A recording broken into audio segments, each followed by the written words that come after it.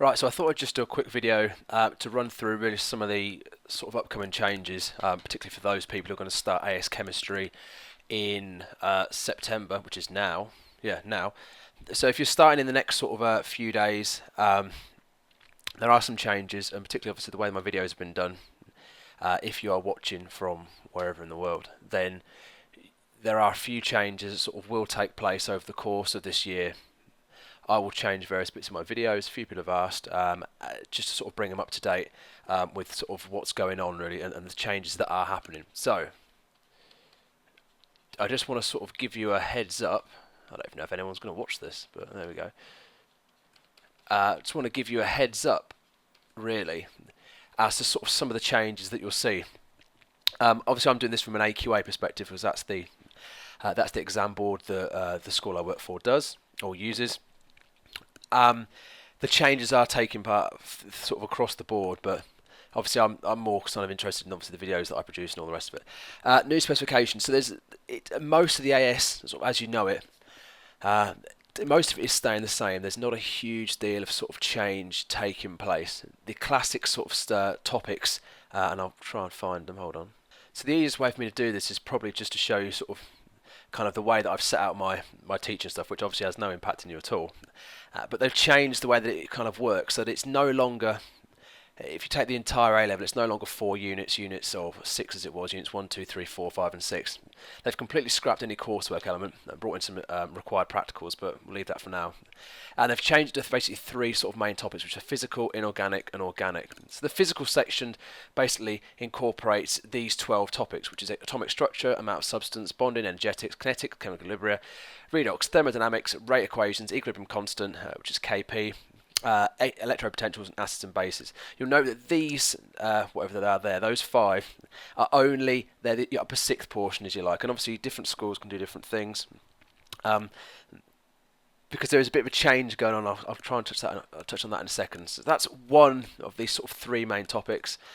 Inorganic now is split into periodicity, group 2, group 7, then the period 3 stuff, transition metals, and then the reactions of ions in aqueous solution.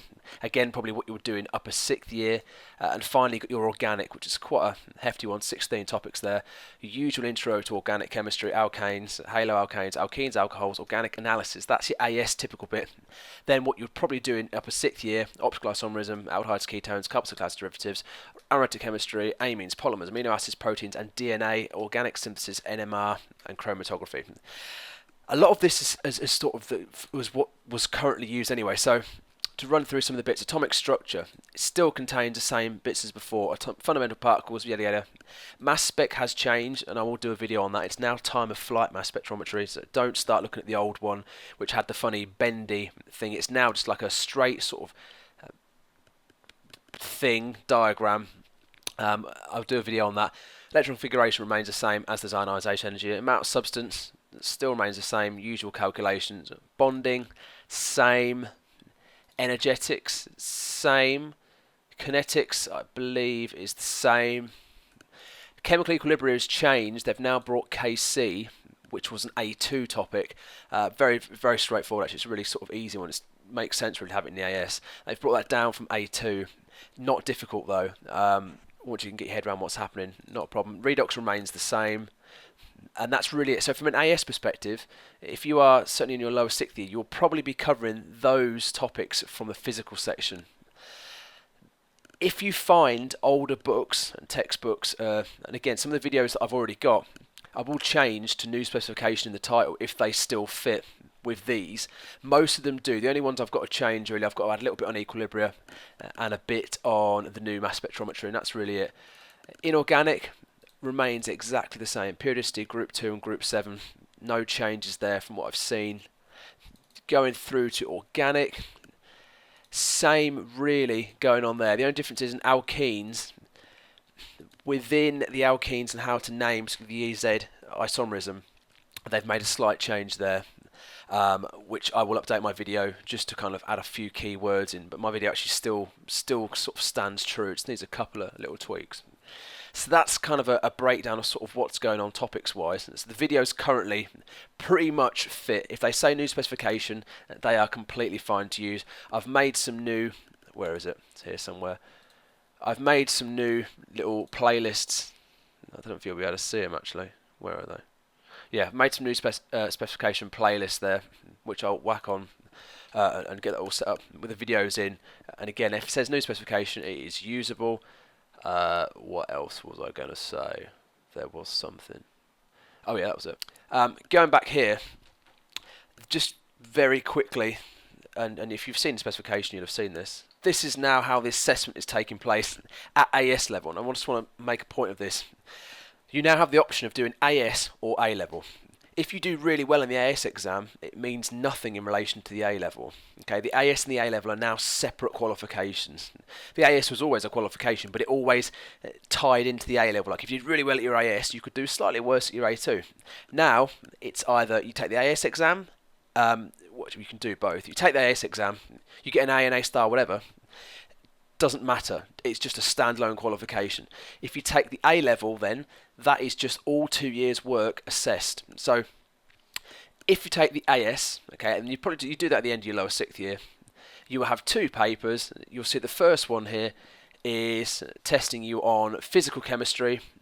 Physical chemistry is coming from the other one as well. So it's physical chemistry in both. This is your inorganic though, with some of the physical. This is just some of the physical with the organic. Usual practical skills they've now put in, like they did in the sort of GCSE changes. 2 hour and a half papers, some multiple choice in both. So that's the AS. If you do not do the AS and you do the proper A level, if you like, which would be at the end of the 2 year course, it looks something like this. So I'll just go up here slightly. So we've got 3 papers there. Paper 1, drew on it. Paper 1, paper 2, paper 3. Physical. And physical again in papers 1 and 2 with organic and inorganic, and organic again. 2 hour papers here. Same thing, short and long answer questions. No multiple choice in those 2 papers. But there is a third, which you could class really as being a synoptic paper. It can test you on anything and any practical skills.